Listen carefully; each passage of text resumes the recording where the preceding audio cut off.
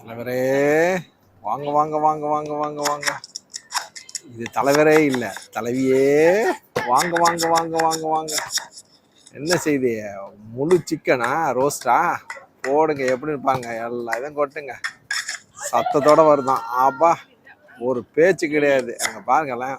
ஆப்பா, போடு போடு, அவ்வளோதான். சூப்பரு. அங்கே பாருங்க, கசூரி மிட்டாய் அப்படி அப்படி கசக்கி விட்டு போட்டாக்கா அதுக்கு ஒரு தனி ஸ்மெல்லு தான்.